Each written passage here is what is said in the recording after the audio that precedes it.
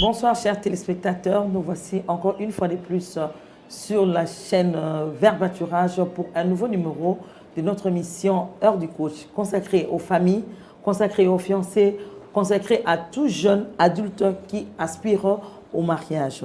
Pour ce soir, nous avons un thème qui rend la vie aisée, un thème qui rend la vie facile, un thème qui nous évite beaucoup trop d'incompréhension, un thème qui dissipe tout malentendu entre conjoints, un thème qui dissipe toutes les ombres d'ombre auxquelles on peut faire face.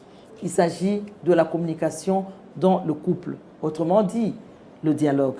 Donc nous voici avec notre couple qui n'est pas à présenter, c'est le couple pastoral Léon et Véronique Kalima qui sont là ce soir avec nous, qui vont nous parler en long et à large de la communication dans le couple. Beaucoup de couples en ont besoin. Beaucoup de gens en ont besoin, toutes les institutions. Mais pour le cadre du mariage, les conjoints ont réellement besoin de la communication parce qu'ils doivent communiquer et communiquer au quotidien. Je me tourne vers mes invités. Bonsoir, pasteur Léon Kalima. Bonsoir, madame Hortense. Bonsoir, pasteur Véronique Kalima. Bonsoir. Je suis très heureuse de votre présence ce soir sur ce plateau de Verbaturage pour partager ensemble ces thèmes qui va nous aider nos téléspectateurs qui nous suivent en ce moment sur Verbaturage. Vous avez beaucoup à donner, vous avez beaucoup à enseigner, raison pour laquelle nous vous avons sur ce plateau pour nous parler de la communication, autrement dit, le dialogue dans le couple. Voilà la première question. On peut déjà demander, c'est quoi la communication ? La communication vient du mot latin communicare, c'est parler avec. Parler avec. Donc cela déjà suppose qu'il y a plus d'une entité. Donc la communication, en fait, c'est le fait de transmettre un message à quelqu'un. C'est ça la communication. Et Dieu lui-même, c'est lui qui nous a appris à communiquer. Parce que déjà, en créant l'univers, en créant l'homme, il parlait, Dieu lui-même parlait. En disant, faisons, par exemple, faisons l'homme à notre image. Ça montre qu'il parlait dans une espèce de pluralité. Et il dit aussi, à travers l'épître de Paul aux Thessaloniciens, 1 Thessaloniciens 5, 17, priez sans cesse. Prier, c'est parler à Dieu. Parler à Dieu. Et donc Dieu lui-même nous dit qu'il faut parler. Et dans le mariage, c'est important que l'homme et la femme puissent parler. Parce qu'il y a un grand principe en communication qui dit on écoute que c'est lui qui parle. Si vous ne parlez pas, on ne sait pas savoir ce que vous pensez, on ne sait pas connaître vos besoins, vos émotions et tout ça. Et la communication, c'est quelque chose de très, très indispensable dans un couple. Ça prévient tout malentendu, ça prévient des conflits et ça favorise l'unité et l'harmonie dans les couples. Voilà brièvement la définition de la communication. Donc il faut retenir qu'il y a un émetteur, un récepteur et il y a un message à transmettre. Voilà. Ces trois éléments sont essentiels. Je peux peut-être ajouter un autre, peut-être un décodeur. Il faut savoir décoder les messages. Voilà. Y a-t-il une seule façon de communiquer ou bien il y en a plusieurs sortes de communication? Ah oui, il y a plusieurs sortes de communication. La communication verbale et la communication non verbale, la communication gestuelle. Je peux seulement peut-être cligner un œil. Ma femme sait ce que je veux dire. Ou si je secoue la tête, la personne sait qu'on n'est pas d'accord. Voilà. Donc il y a plusieurs formes de communication. Mais la communication la plus usuelle, c'est la communication verbale. La communication verbale. Et là, il faut vraiment que ceux qui nous suivent, les mariés et ceux qui se préparent au mariage, doivent savoir que il faut bien parler. Il faut bien parler. Les messages doivent être distincts. Parce que si les messages n'est pas distinct, on ne sait pas ce que vous dites finalement. C'est comme si vous parlez en l'air. Comme si vous parlez en l'air. Paul, je crois que c'était un très grand communicateur, il l'a dit même dans son épître aux Corinthiens, 1 Corinthiens, chapitre 14, je crois verset 9. Il voulait parler des langages spirituels, de parler en langue et tout ça. Il dit, si vous n'utilisez pas un langage distinct, c'est comme si vous parlez en l'air. Personne ne peut vous comprendre. Et ça, c'est très important. Il faut bien parler. C'est-à-dire, il ne faut pas distiller des mots qui choquent, il ne faut pas distiller, comment dirais-je, des injures, des mensonges, tout ça. Il faut bien parler. Les messages doivent être distincts et doux et agréables. Voilà. Alors, qu'est-ce qui fait qu'une communication soit mauvaise? Quelles sont les causes d'une mauvaise communication? Qu'est-ce qui est à la base d'une mauvaise communication dans le couple? Je ne sais pas si tu as quelque chose à dire, enfin. Voilà. C'est bon, oui. Qu'est-ce qui est à la base d'une mauvaise communication? Une mauvaise communication, à la base d'une mauvaise communication, donc ça dit que la personne ne communique pas bien, ou bien ne veut pas communiquer, ou bien quand il est en train de communiquer, il y a beaucoup d'émotions. Parce que quand on communique, il ne faut pas qu'il y ait quelqu'un qui est fâché, il va communiquer un message qui n'est pas bon, il y a beaucoup d'émotions. Quand on communique, il faut être... on est calme, on communique un message et le message là peut passer. Mais quand on est en colère, parfois on fait une mauvaise communication. Ou bien on a des mauvaises idées, c'est une mauvaise communication. Il faut que ça soit clair, que la personne, tu es là, tu es calme, tu n'es pas très... Parce que souvent quand on est monté, quand on est fâché, on communique, parfois ce sont de mauvaises choses. Ce sont les mauvaises communications. Il faut communiquer quand tu sais que tu es calme, tu sais te faire comprendre. Alors là, c'est une bonne communication. Je veux rebondir sur ce que ma femme dit. Oui, pasteur. C'est vraiment fondamental. Il faut savoir qu'il y a des choses qu'il faut éviter dans la communication. Oui. Il faut éviter, par exemple, de dire toujours tu. Il faut dire je. Tu est souvent accusateur. Condamné, oui. Oui, c'est souvent accusateur. Tu as fait ceci, ce que tu as fait là n'en m'a pas plu. Il faut dire tout simplement, j'étais indigné par ce que tu as fait. Oui, il ne faut pas commencer. Tu as fait des mauvaises choses et tout ça. Non, ça, c'est dangereux. Je pense. Il faut exprimer d'abord ses propres émotions.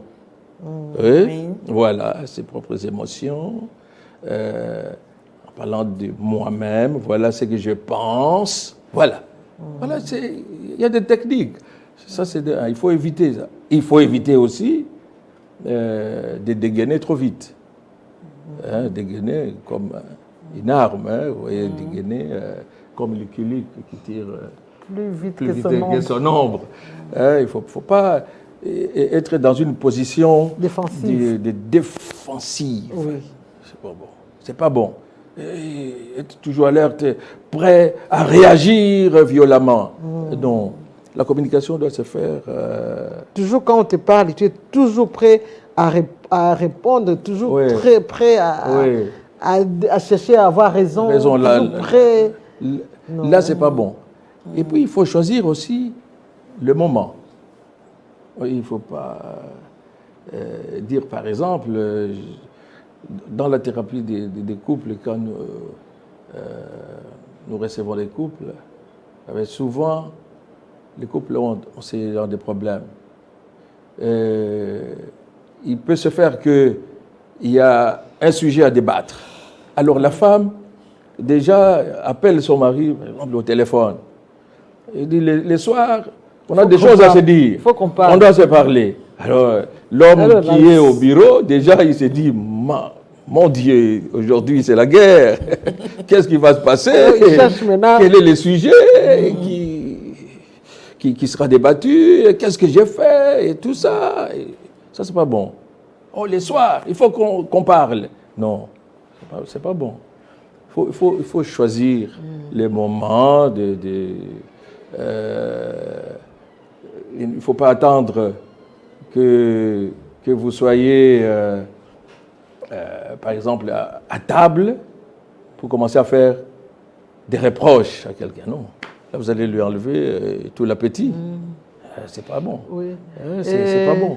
Moi, je voulais juste, quand souvent on dit à quelqu'un, en tout cas aujourd'hui, il faut qu'on parle.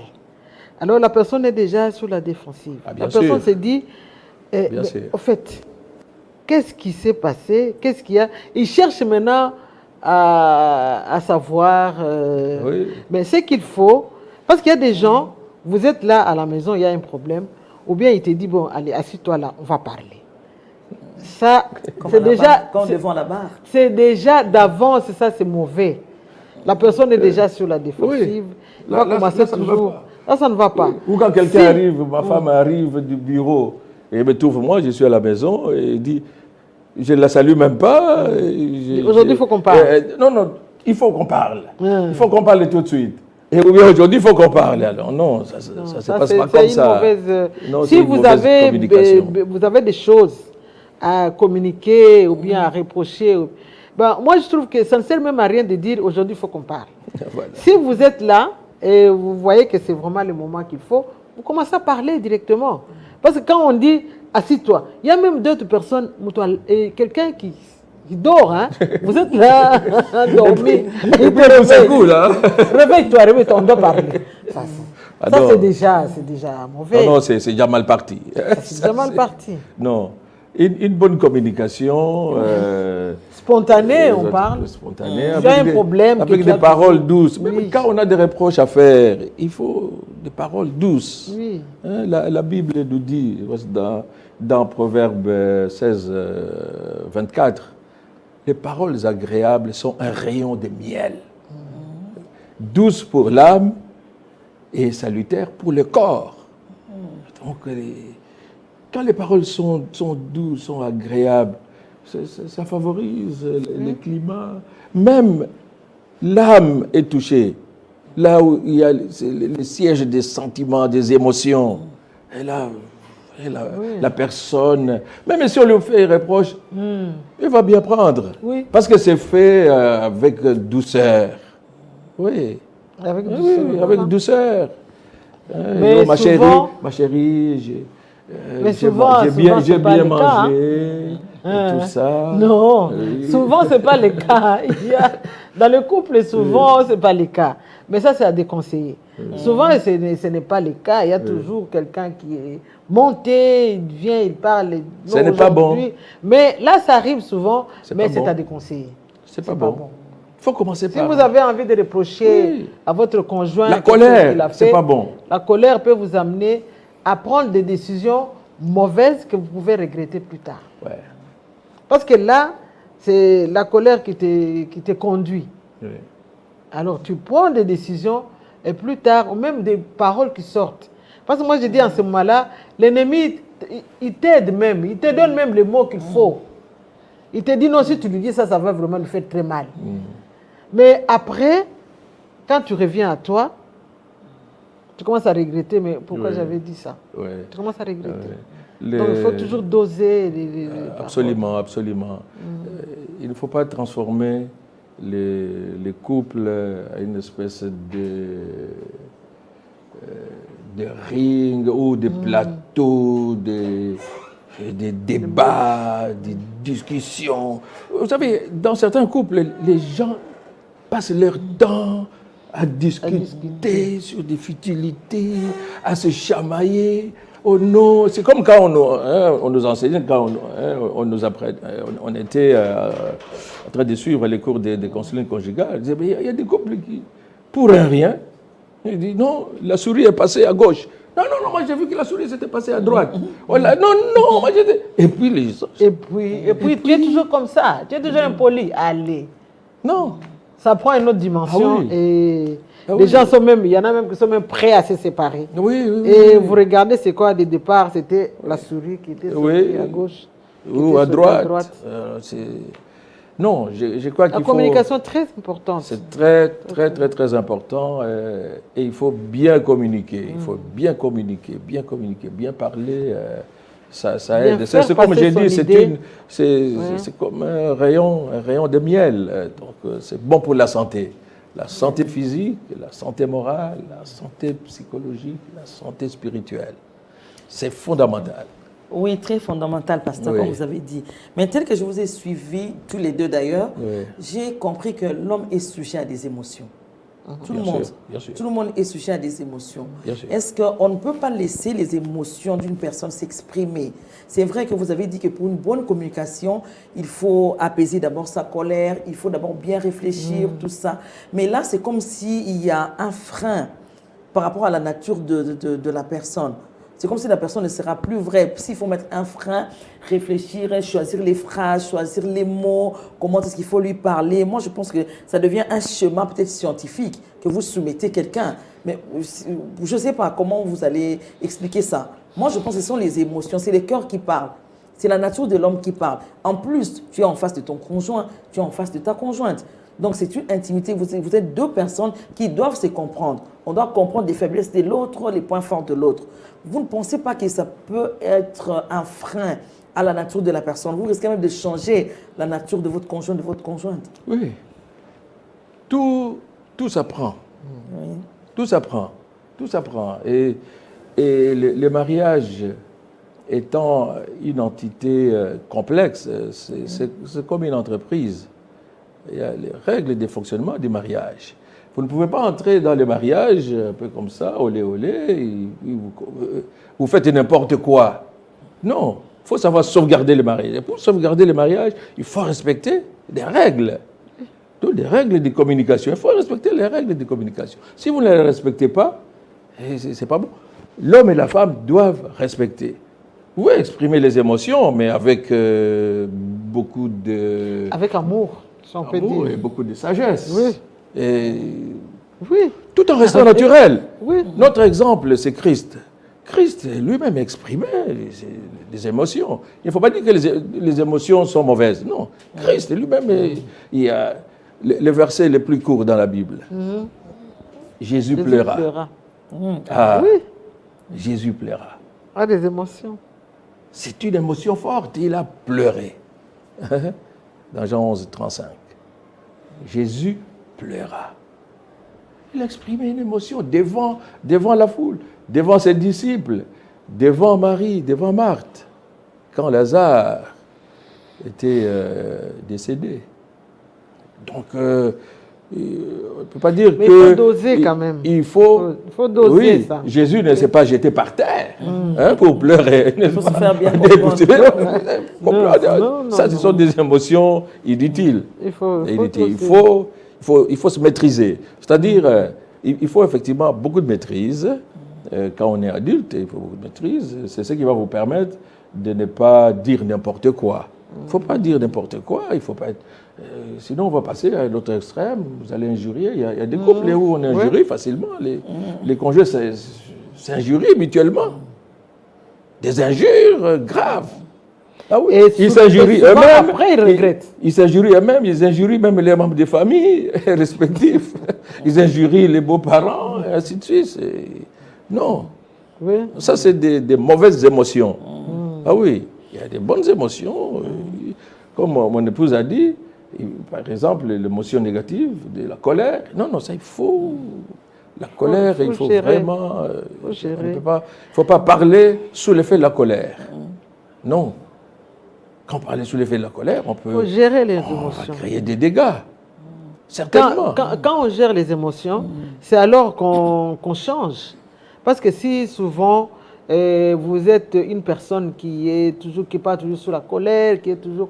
Mais quand vous prenez à gérer cette émotion-là, quand vous prenez à gérer, il y a quelque chose que tu veux dire, mais tu te dis non, je ne dis pas ça. Voilà. Je ne dis pas ça, Voilà. je m'arrête. Voilà. Hein? Il y a Des des fois, gens ça qui... sort comme ça, Voilà. spontanément. Non, Non. c'est pas bon. Il y a des gens qui disent, oh non, moi je ne suis Je pas suis comme ça, je suis né comme ça. Moi je ne suis pas hypocrite. Ouais, je ne suis pas hypocrite. exactement. Je dois faire ceci. Non, ça c'est pas de Ça, c'est pas l'hypocrisie. l'hypocrisie. C'est le contrôle de soi. Savoir, c'est contrôler. Savoir, c'est contrôler. C'est le contrôle de soi, la maîtrise de soi. C'est la sagesse même. Savoir ce qui est bon, ce qui est mauvais. Oui. Ce qui peut blesser, ce qui ne peut pas blesser, ce qui peut être utile, ce qui peut construire. Il dit non, moi je ne suis pas hypocrite, moi je ne crache pas, sinon ça serait de l'hypocrisie, je dois tout dire. Il doit Non, exploser, non? non, ça ne sert à rien. Là, tout à l'heure, je parle de l'exemple que le pasteur Léon a donné. Il a parlé, qu'il a dit, la communication nécessite un émetteur, Oui, un récepteur le récepteur. et, si possible, un décodeur. Un décodeur. Il a Un ajouté message, un un message, message. voilà. message. Oui. On est dans le couple. Je prends l'exemple. Souvent, les hommes, là, vraiment, je me Ouais. dis vers le pasteur Léon Kalima, Ouais. souvent, c'est un constat qu'on a fait avec les hommes. La femme est en train de parler, de passer un message, donner une information. Les hommes, généralement, des fois, ils ne prennent même pas le temps de regarder la personne qui parle, de réagir aux propos de la personne qui parle, parce que c'est une information. Quand vous dites qu'il y a un récepteur, c'est pour qu'enfin qu'il y ait une réaction. Voilà. C'est pas que non, le récepteur reçoit et puis silence radio. Non. Dans le couple, c'est quand vous parlez, l'autre entend et vous attendez à une réaction. Même pas des longues phrases. Peut-être un geste, peut-être un signe, peut-être quelque chose de sonore pour rassurer l'autre que non, vous avez entendu et vous avez Voilà. compris ce qu'on vous a dit. Et souvent, on remarque du côté des hommes, la femme est en train de parler. Elle parle 30 secondes, 45 secondes, 1 minute. Le mari ne réagit pas. Très bien, Le mari ne réagit pas. Très bien. Pasteur. très bien. Je veux dire aux hommes, c'est vrai, vous avez parfaitement raison. Les hommes doivent savoir que les femmes fonctionnent différemment d'eux. Les femmes aiment les petits détails, les mini-détails. Les femmes, quand elles parlent, quand elles racontent quelque chose, elles veulent aller jusque dans les petits détails. Et les hommes doivent savoir cela. Ils doivent savoir cela. Et je veux dire aux hommes qu'un des grands principes dans la communication, c'est de savoir écouter. Écouter. Écouter, ce n'est pas la même chose qu'entendre. Écouter, c'est tendre l'oreille, être attentif et essayer de comprendre ce que dit l'autre. Pas interpréter. L'interprétation, souvent, L'interprétation, c'est pas- souvent négatif. Peut-être raison pour laquelle les femmes souvent- vont dans les Oui, détails. oui, Pour se faire mieux. Et c'est mieux. faire J'ai mieux dit, comprendre. j'ai dit aux hommes. Ça, qu'ils c'est la doivent- nature de la femme. Oui, c'est la nature de la femme. Je dis aux hommes qu'ils doivent apprendre à écouter. Ils doivent apprendre à écouter.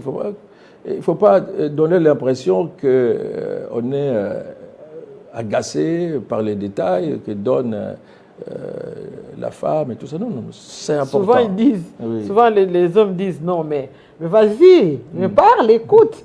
Non, parle. Pourquoi tu veux aller à gauche, à droite? Tu veux quoi? Ouais. Et pourtant, c'est la nature de la femme d'aller dans des détails. Ouais. C'est vrai. Parce que nous, les hommes, nous aimons aller vite au but, dans les concrets. Nous, les hommes, nous, c'est le monde de la performance. Vous voyez, les hommes, c'est vrai, hein? Les hommes, c'est la nous, c'est le monde la performance. Et nous, c'est pas la performance. Non, vous êtes dans les petits détails là. Mais Moi, le je détail vois- qui amène aussi à la performance. oui, c'est vrai. Oui. Mais nous, c'est la performance tout de suite là. Il faut observer les enfants quand ils grandissaient, nos enfants quand ils étaient bébés. On va voir la petite fille. Elle est dans les petits détails, là, avec sa poupée, là. Hein? Elle lui arrange les cheveux, elle fait ceci, et même les yeux. Elle essaie de mettre les... Comment est-ce que vous appelez ça? Les tilets, les tilots, les crayons là, sur les sourcils, ainsi de suite. Et où elle est devant sa petite machine là qui lui sert de... c'est pas moi une espèce de réchaud là, avec des petits trucs, des petits détails. Mais les garçons, il est là avec sa voiture là. Il laisse la voiture là. C'est la performance. Et puis, bam, ça doit arriver là. Et puis, prends. C'est comme ça. Ou bien là avec ces petits éléments, les manettes, et il est devant son console là, sa console des jeux. Hein? Station, c'était Station PlayStation. PlayStation. Alors il est là. Là, il n'a pas besoin de petits détails, il est là. Il doit marquer les buts ou quoi. Voilà. C'est ça la nature de l'homme. Et ça, la femme doit aussi comprendre. Mais en ce qui concerne la communication, il est important que l'homme apprenne à écouter. Sa femme, voilà. C'est important parce que j'ai dit qu'il y a des éléments importants. L'émetteur parle et le récepteur doit écouter. Il doit écouter. En vue d'une réaction après. En vue d'une réaction après. Bon, parfois, les silences, c'est aussi un mode de langage. Les silences. Les silences aussi, c'est un mauvais langage. Quand on n'a pas la réponse tout de suite, pour éviter... vous savez, c'est une technique que je donne aux gens. Quand vous n'avez pas la réponse tout de suite, autant se taire. Non, autant dire que je vais... Non, il faut quand même faire un geste pour que la personne comprenne que tu n'as pas la réponse tout de suite. Hein? Tu vas donner la réponse même après. Mais là, au moins, là, je comprends que mon message est passé, mais la personne n'a pas de réponse tout de suite. Oui, non, mais la si vous êtes en situation de conflit, si vous êtes en situation de conflit, autant rester en silence. Mais là, c'est comme on dit. Oui, non. Il faut que les gens apprennent cela. Que le silence, ce n'est pas l'absence de réponse. Non. Même Dieu. Mais si on n'est pas en conflit, et que la personne même Dieu, on dit que le silence de Dieu n'est pas l'absence de réponse de Dieu. C'est-à-dire que je prépare une réponse adéquate. Ah oui. Parce que il faut voir l'attitude de votre interlocuteur. C'est très important. Si c'est un silence méprisant, moqueur, là c'est autre chose. Quelqu'un qui fait l'amour, il communique par un silence ou par un geste qui traduit le mépris. Là c'est pas bon. Mais un silence correct, vous parlez, je regarde là comme ça, je suis en train de réfléchir. Vous êtes sûr que non, la personne là, ce que je suis en train de lui dire là, ça entre dans ses oreilles. Ah oui, restez silencieux. Un jour, il va... Ou à un moment donné, il va dire, oh, ma femme, voilà ce que, ou bien mon mari, j'ai beaucoup réfléchi à ce que à ce que tu m'avais dit l'autre fois, voilà ma réponse. Et voilà, c'est tout. Parce que la Bible nous dit, Dieu a tout arrangé. Il faut être lent à parler, mais prompt à écouter. Prompt à écouter. Et ça, c'est Jacques, qui était un grand pasteur. Jacques 1, verset, je crois que ça doit être 9. Il faut être prompt à écouter et lent à parler. Et ça, c'est important. J'écoute. Si je n'ai pas de réponse tout de suite, je ne vais pas parler. Parce que peut-être je vais sortir des énormités ou des choses non contrôlées. Là, ça ne sert plus à rien. Oui, parce que bon, je ne fais pas un procès aux hommes ce soir. Mais c'est toujours par des constats qu'on est allé. Très souvent aussi, quand vous dites que non, le silence peut être une réponse. Oui. Non, Une non. réponse. Là, je vais le silence, parler- c'est un mode, c'est un mode de communication. Oui. Je donne un exemple. Les femmes, pour donner une information, peut-être que vous avez un programme. Vous parlez à votre mari, non chérie, voilà, je suis en train de sortir, je vais à tel endroit, tout ça. Et le mari ne réagit pas. Pendant que toi, tu dois aller, tu es en train de compter les minutes, tout ça. Tu as besoin d'une réponse dans l'immédiat. Il faut que tu te dises, ah oui, je comprends, est-ce que tu as fait ça, tout ça. Mais on te parle, on dit que non, moi je dois sortir. Silence radio, le mari ne répond pas. Et la femme, des fois, se perd. Elle dit, bon, je dois aller, je dois attendre, je dois... Là, au début de l'émission, on a dit, la communication rend la vie facile, Oui. rend la vie aisée et dissipe tout malentendu pour éviter les interprétations, les incompréhensions.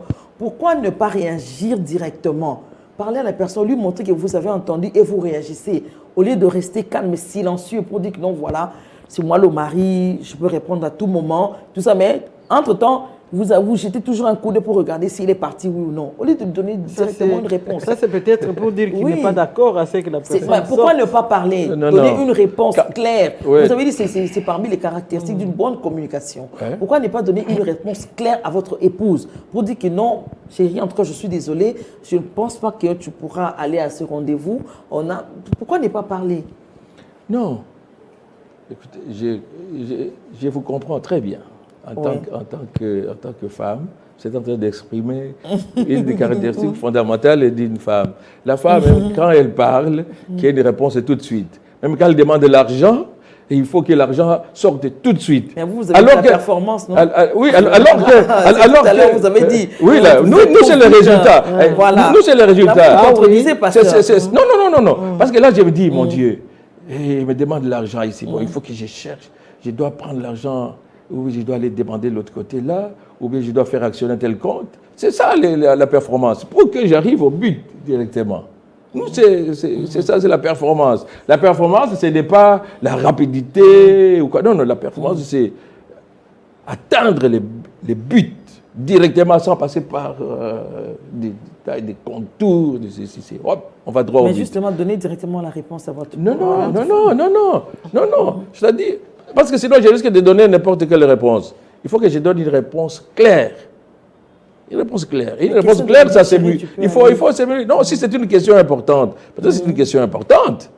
Il doit se dire, bon, ok, s'il faut sortir maintenant, mais il y avait un autre programme là, attendez, bon, je vais réfléchir. Il faut toujours donner le temps à l'homme de réfléchir.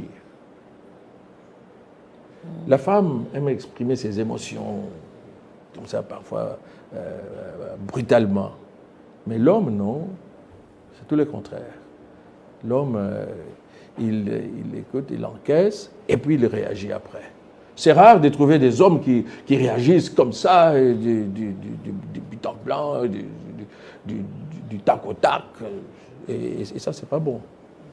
Et donc, je demanderais aux femmes d'être aussi moins impulsives, et puis moins... comment dirais-je? C'est la nature de la femme. Oui, c'est la nature de la femme. Voilà pourquoi il faut corriger. Il faut corriger. Et comprendre la nature de l'homme. C'est très important.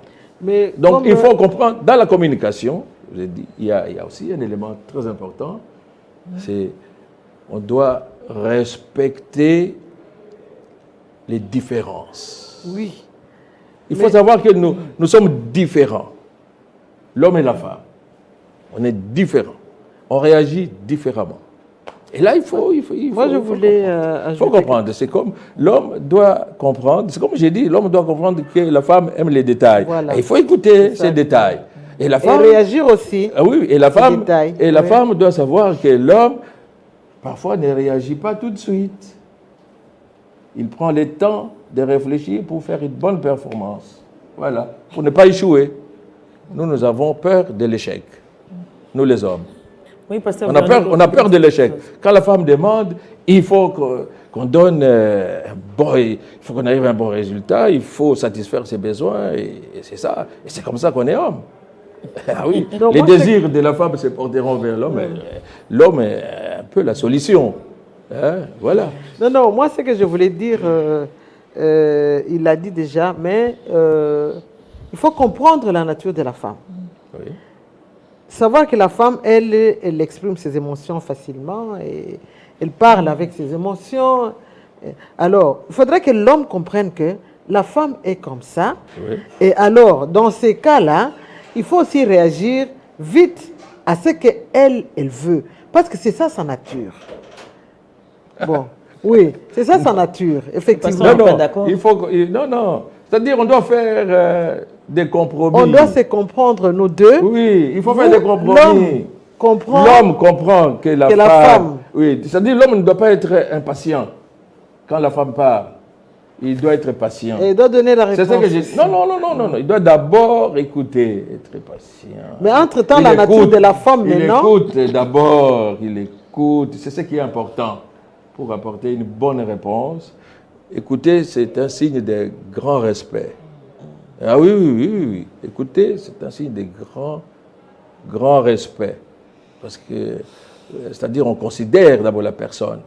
On prête attention à la personne, n'est-ce pas? C'est déjà beaucoup. Et c'est ça que j'ai dit aux hommes.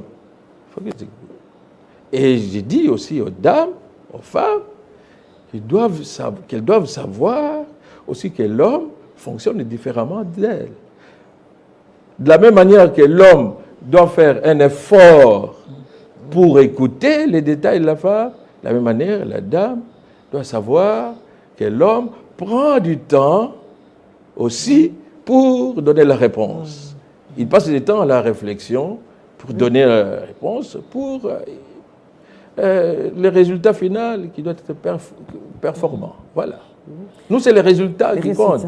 Voilà. Oui, c'est les résultats. Alors, Mais- dans ces cas, si je comprends bien, si une femme doit communiquer, elle doit donner son idée, Oui. peut-être qu'elle a, comme Maman Hortense l'a dit tout à l'heure, peut-être qu'elle elle doit sortir peut-être dans 1 heure, ou bien elle doit sortir. Il faut peut-être dire ça bien avant. Oui. Hein? Bien Voilà. avant. Voilà. Hein? Bien avant. Faut faire pour des- laisser. Faut faire des concessions. Oui.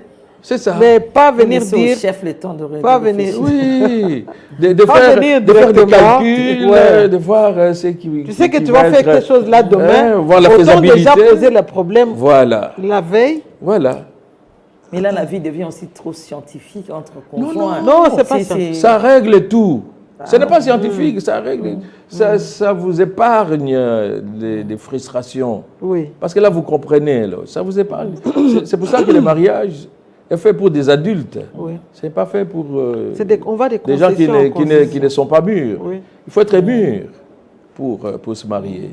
Ah oui, il faut être mûr. Il ne faut pas se comporter comme un enfant. Parce qu'un enfant, c'est toujours moi, Et tout de suite. moi, et tout de suite, et tout de suite. Maman, j'ai faim, et il faut que la nourriture sorte.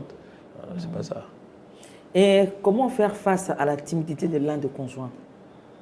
À quoi? À la timidité de l'un Timidité. Oui. Parce qu'il y a des gens qui sont timides de nature. Comment faire face à cela? Faut Parce se qu'ils ont monter du ça mal quand on est dans les couples. à communiquer. Oui.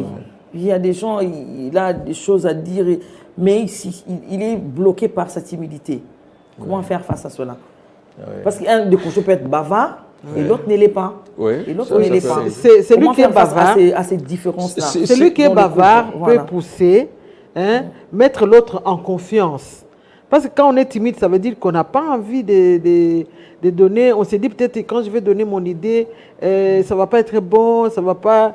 Et il faut que l'autre qui n'est pas timide puisse mettre l'autre en confiance et pour l'amener à parler. La timidité se soigne. Ça se soigne. Ça se soigne, ce n'est pas que tu vas rester toute ta vie timide.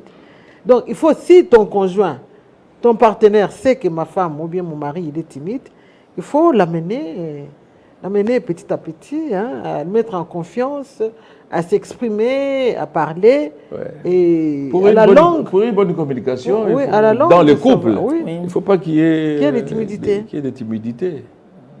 Quand Et citer la nature de la personne. Non, il doit surmonter Oui. cette timidité. Il faut absolument La timidité, c'est en fait La peur. Oui, c'est une sorte de peur de la réaction de l'autre. C'est le manque de confiance en soi. Voilà. C'est le manque de confiance en soi. Or, quand on est dans un couple, il faut avoir la confiance en soi-même. Il faut avoir cette confiance.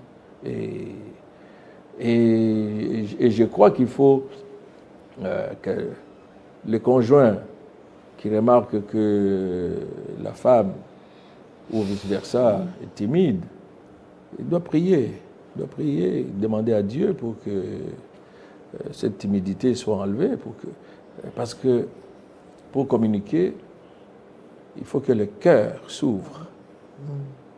Si le cœur doit s'ouvrir, il faut un effort de transparence.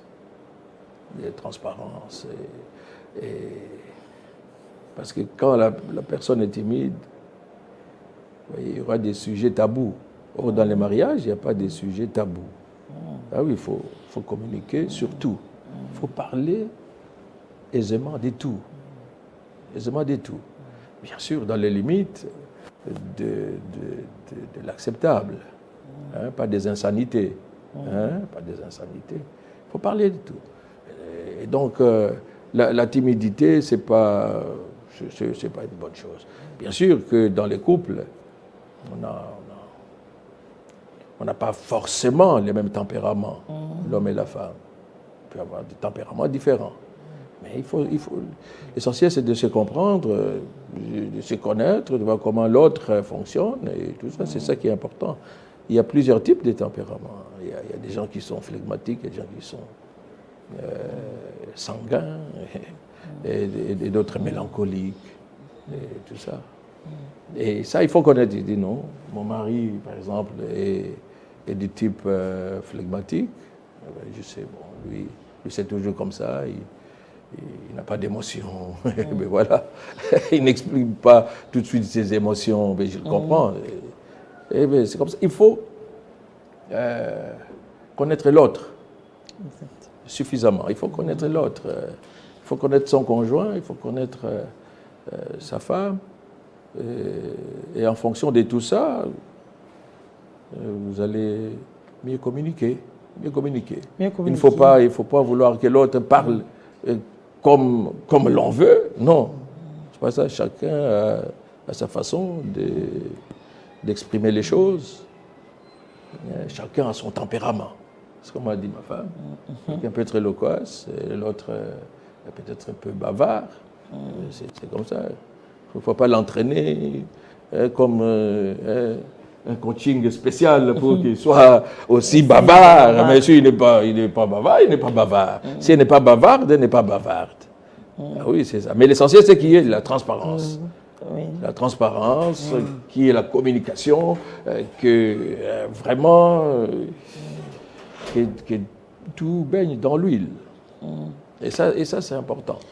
Très important, pasteur. Oui. Comment faire dans le couple? Comment aider les conjoints, les téléspectateurs qui nous suivent? Là, on est en train de parler de la communication dans le couple. Ceux qui nous suivent, est-ce que vous pouvez les aider en leur montrant comment est-ce qu'on peut maintenir ce niveau de communication tous les jours? Quand je veux dire la communication au quotidien, comment faire pour maintenir cette communication au quotidien? Comment faire pour maintenir? Est-ce qu'il y a des astuces, des stratégies? Je sais pas, surtout qu'il y a plusieurs sortes de communication. Comment faire pour maintenir cette communication au quotidien? La première chose à faire, c'est de prendre le temps de prier ensemble. Déjà, quand vous priez ensemble, vous brisez certaines barrières, et tout ça, parce que chacun donne les intentions de prière, et tout ça, tout est clean, n'est-ce pas? Et il faut se saluer. Dès le matin, il faut se saluer. Il faut les toucher. Vous avez vu tout à l'heure, ma femme m'a touché là, comme ça. Les toucher favorise la communication. Les toucher seulement comme ça. C'est toucher, ça favorise la communication. Quand ma femme me touche là, comme ça, je sais que, bon, elle veut peut-être parler, ou bien elle veut que je fasse attention à elle. Hein. C'est très important. Et là, vous maintenez une bonne ambiance. Il ne faut pas quand quelqu'un vous touche, vous remettez les bras là, comme ça. Non, ça c'est frustrant. Il vous touche. Il a peut-être un message à faire passer après. Et donc, c'est important. beaucoup de couples ne prient pas ensemble. Beaucoup de couples ne se saluent pas. Beaucoup de conjoints ne se saluent pas. Ils ne se saluent pas. Ni le matin au réveil, ni le soir quand ils rentrent à la maison, tous les deux. C'est lui qui arrive avant. Dès qu'ils se rencontrent, ils doivent se saluer. Soit par une bise, soit par la collade, soit par les mots. Et ça c'est... ce sont des petites techniques qui favorisent le maintien d'une bonne communication. Et puis, oui, tu voulais dire quoi, mon frère? Oui, moi, ce que je voulais dire, il y a aussi les ennemis de la communication. Il y a les ennemis de la communication. Il faut faire tout pour éviter ces ennemis. D'abord, un des plus grands ennemis de communication d'aujourd'hui, pour le moment là, c'est souvent les téléphones. Et la télévision aussi. Hein. Et la télévision. Maintenant, souvent, chacun arrive, on est à la maison, il y a le WhatsApp, il y a le Facebook, il y a ceci. Donc, chacun là, vous êtes à deux à la maison, ou bien vous êtes ensemble. Chacun est sur Facebook en train de regarder. On suit des petites vidéos là, tu rigoles toi-même, tu es là. Alors, ton conjoint est là. Parfois même quand vous mangez, vous êtes à table, non? Vous êtes à table, non, les communications, il est là, il dit non, j'ai une communication, je dois voir. Ça, ce sont des ennemis de la communication. Il faut éviter. Moi, je pense qu'il faudra, il y a des moments, peut-être se donner des règles. Se donner des règles à la maison. On s'est dit, quand on est à la maison, quand on est là, évitons un peu le téléphone. À moins peut-être qu'il y a une communication qui arrive, on t'appelle, hein, tu peux répondre. Ou bien tu as une communication importante à passer, oui. Évitez un peu d'être tout le temps sur WhatsApp, sur Facebook, tout ça. Ça détruit la communication. Il y a la télévision. C'est vrai, on est ensemble au salon, on est là, on regarde tous les deux vers la télévision, on regarde seulement. On n'a pas parlé, nous deux, hein? Mais on regarde seulement. Ou bien l'autre part. Maintenant, à ce moment-là, l'autre a envie de parler. Il a un programme spécial à suivre. Non, toi, tu dis non, c'est pas maintenant. Là, il est devant la télévision. Il y a, oui, nous, les hommes, surtout les matchs là. De football, oui. Et peut-être en ce moment-là, il y a un message très important à passer. Le message ne passera pas. Le message ne passera pas. Il faut attendre que les matchs se terminent. Mais les matchs terminent peut-être, tu vois, quand on a même si quand il y avait les cannes là, peut-être jusqu'au 21h, 22h. Tu attends. Et peut-être qu'on a sommeil, on dort, mais lui, il est toujours devant. Alors, ces jours-là, on n'a pas communiqué. Je la ne femme parle doit pas aimer seulement aussi de la le femme. football. Je ne parle pas seulement de la femme et de l'homme. Il y a aussi les femmes. Oui. On est devant des films, des séries. Oui. Une série qui commence, quand on commence, non, mais toute la semaine, je n'ai pas vu. Oui. Épisode tel, jusque, tu es toujours là. Oui. Peut-être en ce moment-là, ton mari a besoin de toi, il a besoin de te parler. Oui. Non, toi, tu es seulement dans des séries. Oui. Là, ce sont vraiment les ennemis des communications. Oui, là, il faut essayer d'éviter et puis de se donner des règles. De se dire, quand on arrive, évitons les téléphones, mettons un peu les téléphones à côté. À moins qu'on t'appelle, tu réponds. Oui. Parce que s'il n'y a pas de règles, vous pouvez rester toute une journée à la maison, on n'avait pas communiqué, chacun est sur son téléphone, chacun est sur la série, chacun, et ça c'est très dangereux. Et ça c'est pas bon. Et si vous continuez chaque jour, vous vous éloignez davantage. Et vous n'allez pas avancer parce que vous n'avez pas le temps même de faire des projets ensemble. Vous éloignez davantage. La communication aide au conjoint à faire des projets ensemble. Et ça c'est important. Et j'ai pris vraiment aux couples qui nous suivent de prendre le temps de parler des projets pour leur vie, pour leurs enfants, ainsi de suite. Et ça, il faut utiliser la communication, il faut parler, exposer les problèmes et avoir une même vision, un même langage. Ah oui, et puis communiquer aussi. Ce n'est pas seulement quand on dit j'ai besoin de telle chose, c'est fini. J'ai besoin de ça. C'est pas ça la communication. C'est pas ça. Oui. Moi, j'insiste beaucoup sur les projets. Il y a beaucoup de couples qui ne font pas de projets ensemble. Qui naviguent à vue. Et là, certainement, vous allez à volo. Vous allez vous retrouver après 20 ans de vie commune, il n'y a aucun projet de vie. Aucun projet. Aucun projet. Ni pour acheter ceci, ni pour les enfants, ni pour vous-même. Vous ne savez pas où vous allez. Non. Il faut avoir le temps de parler ensemble, et tout ça. Même en ce qui concerne l'argent, vous faites les budgets du ménage ensemble, et tout ça. Et ça, c'est important. Vous voyez, dans Genèse 11, je crois verset 1 à 9, Dieu lui-même a vu que tout le peuple avait une même langue et avait des projets, n'est-ce pas? Et ils étaient en train de réaliser des projets. Alors, ils se sont dit entre eux, les hommes, n'est-ce pas? Toutes les nations, bâtissons une ville et on va construire une tour qui va aller jusqu'au ciel. Alors, Dieu est intervenu parce que c'était... mais ces projets allaient réussir parce qu'ils avaient un même langage, une même vision. Ils se sont parlé. Oui, l'importance de la communication. Et Dieu, parce que ces gens-là avaient tout simplement un mauvais cœur, n'est-ce pas? Dieu est intervenu pour mettre un peu de trouble. Et quand ils ne s'entendaient plus, le projet a échoué. Et ils sont allés chacun. Donc, il faut, quand vous vous entendez, vous communiquez bien, vous avez un même langage, là, vous pouvez aller loin. Vous pouvez aller loin. Et réussir votre mariage et tous les projets de... Voilà.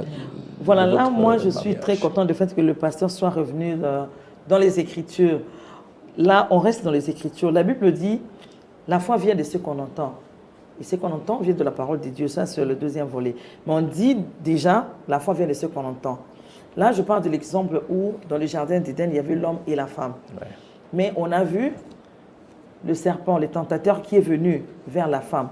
Alors, la question qu'on se pose des fois, où était l'homme pendant que le serpent était en train de parler à la femme?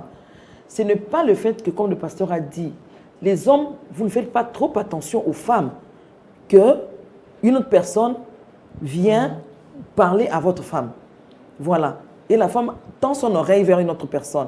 Ce n'est pas un défaut de la part des hommes de laisser la femme consciente, de ne pas faire attention à elle et vous donner l'occasion à une autre personne de lui parler. Parce que si l'homme était là attentif, en train de parler à la femme, de suivre ce que la femme est en train de faire, peut-être la femme ne donnerait pas son oreille au tentateur. Parce que vous, les hommes, vous dites que non, voilà, continue à parler. J'entends, toi tu parles seulement. Mais non, des fois, il faut faire attention. Parce que pendant que le temps vous négligez, il y a une autre personne qui parle à votre femme. Donc, vous comprenez, ça peut être un danger. Oui, c'est vrai, mais on ne peut pas rester du matin au soir en train de parler. Ça, c'est un peu pas... Il ne faut pas parler tout le temps. On a des choses à faire, sinon on ne bouge pas, sinon il n'y aura aucune activité professionnelle. Mais ce que vous dites est vrai, parce que nous, les hommes, nous sommes aussi parfois avares de bonnes paroles, des compliments et tout ça. Quand on a déjà...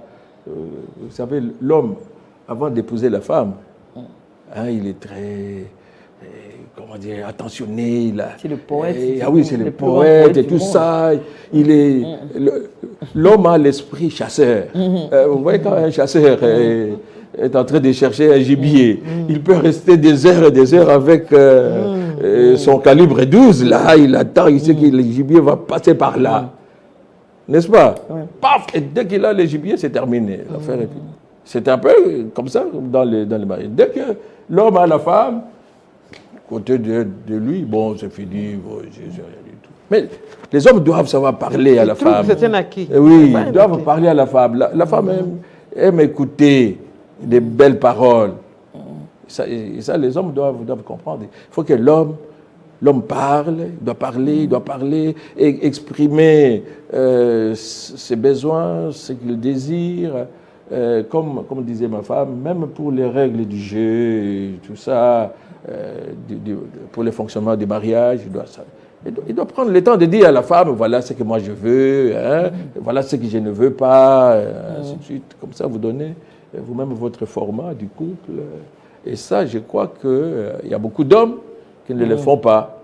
Il y a beaucoup d'hommes qui ne le font pas. Alors, leurs femmes écoutent n'importe quoi, comme Ève a écouté n'importe quoi.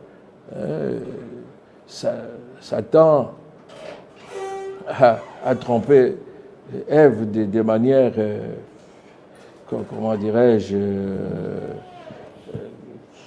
très primaire. Oui. C'est comme si Ève n'avait pas été bien enseignée par son mari. Parce que c'est le mari qui avait reçu les instructions du Seigneur. Mais comment se fait-il que les diables puissent venir et commencer à lui poser des questions qui étaient vraiment en dehors? Est-ce que Dieu a réellement dit que si vous ne devez pas manger de tous les arbres? Non, Dieu n'avait pas dit ça. N'est-ce pas? Oui. Ah oui. Donc certainement, l'homme n'a pas exercé son devoir, n'a pas bien parlé à la femme. Dieu avait dit autre chose, que vous devez manger de tous les arbres, sauf de celui-là. Ouais. Parce que si Satan avait parlé à l'homme, si Satan avait essayé de tenter directement l'homme, certainement l'homme lui donnerait une réponse adéquate. Oui. Voilà, je crois que vous avez raison. Nous les hommes, en tant que chefs de famille, nous devons dire à nos femmes comment doit fonctionner le ménage, comment doit fonctionner les couples, comment on voit l'avenir et tout ça. La femme, c'est une aide. Elle vient aussi. Et dans la communication, la femme va parler aussi, donner son point de vue, son avis, et on continue. Voilà pourquoi j'ai dit qu'il faut avoir le même esprit, le même langage pour bien communiquer. Voilà, et je chasse l'esprit de tour de Babel au nom de Jésus, dans tous les couples qui nous suivent. Là, vous avez dit qu'on ne doit pas parler tous les jours. On a d'autres obligations, le travail. Et quel conseil vous donnez? Non, je n'ai pas dit qu'il ne faut pas parler tous les jours, non. Tout le temps, de manière continuelle, 24 heures. Voilà, justement, ma question est celle-ci. Comment maintenir cette communication pour les conjoints qui travaillent à distance? Bon, à distance dans le sens où le mari est parti en voyage, ou bien il va travailler en province, il revient après une semaine, il revient après un mois, il est en formation, il est en mission de service. Est-ce que vous avez des conseils à donner à ces couples-là? Comment ils peuvent maintenir la communication, à part le langage comme ça? Oui.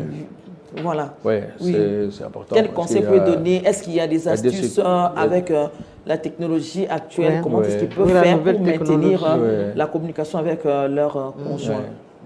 Je crois que la technologie nous a facilité beaucoup de choses. Hein, beaucoup de choses. Je conseillerais aux hommes et aux femmes qui sont dans cette situation où ils ne travaillent pas dans une même ville, une même cité, et tout ça, ou pas dans un même pays, n'est-ce pas? De garder toujours un contact verbal, un contact visuel aussi. Verbal en téléphonant à l'autre, hein, il faut téléphoner et parler, et pendant des moments bien précis. Hein, vous dites, bon, vous pouvez avoir peut-être des fuseaux horaires différents, n'est-ce pas? Quand vous avez des fuseaux horaires différents, vous choisissez les heures qui conviennent, où vous êtes libre, et vous parlez. Mais vous pouvez avoir aussi des conversations visuelles avec la technologie, des FaceTime, c'est ça, hein? FaceTime. Et WhatsApp vidéo, tout ça. C'est important de garder le contact. Même à distance, il faut communiquer. Même à distance, il faut se parler.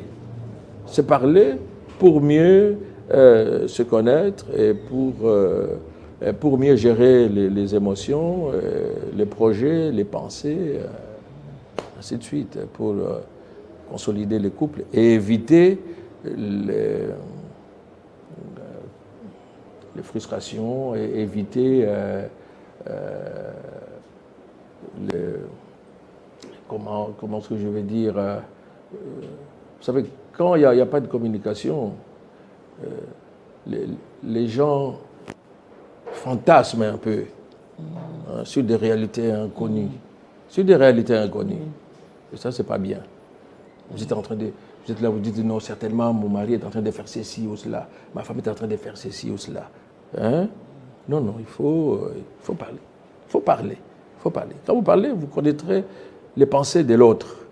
Et ça, c'est important. Il ne faut pas dire, oui, maintenant, là, j'imagine qu'il est en train de faire ceci, ou qu'il pense à ceci. Souvent, ma femme me dit, comment je lui dis, oui, je sais que maintenant, je crois que je pense que tu vas réagir comme ceci. Elle dit, mais non, tu n'es pas le Saint-Esprit, monsieur. Il ne faut pas deviner. Il ne faut pas deviner. Il faut pas deviner. Ça, c'est pas bon. Il ne faut pas deviner. Il faut poser la question. Si vous voulez savoir ce que pense l'autre, posez la question.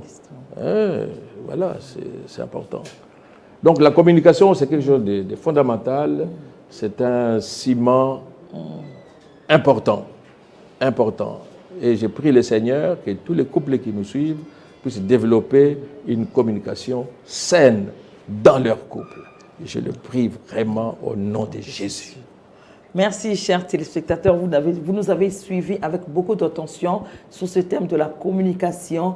Quand le pasteur vient de le dire, il faut cimenter votre couple par la communication qui est très, très importante dans le couple pour éviter tout malentendu, pour éviter toute crispation, pour éviter toute frustration et que la vie soit aisée et que vous puissiez vivre heureux. Nous allons nous retrouver prochainement sur la même chaîne, à la même heure. Portez-vous bien. Au revoir.